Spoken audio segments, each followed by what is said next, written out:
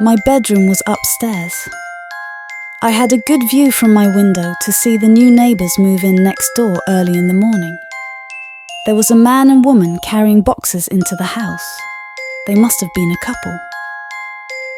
My eyes travelled to the neighbour's vacant upstairs bedroom window, which was directly across from mine. It was open, and inside was a girl who looked about my age. She saw me and motioned for me to open my window, so I did. She leaned out the window, curved her hand around her mouth and whispered to me, "Nice to meet you, I'm Sarah." I laughed. "Nice to meet you, Sarah, I'm Sam." She smiled. "Keep your window open," she said, and moved out of sight. I was confused. "Keep my window open?" She returned with something in her hand, then tossed it over to me. It was a paper airplane. It slowly and gently made its way through my window, onto my floor behind me. I walked over and picked it up. On top was written "Open."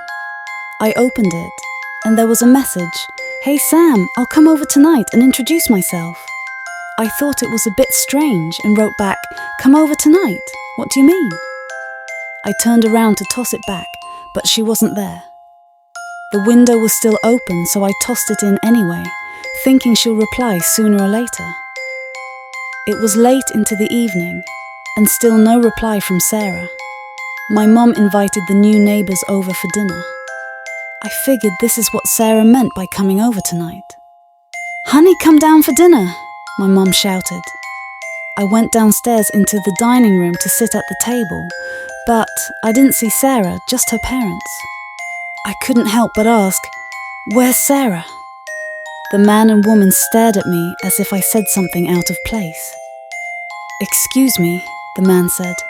I repeated myself, "Sarah, your daughter." The woman put her hands up, covering her mouth. Tears flowed down her face. The man stood.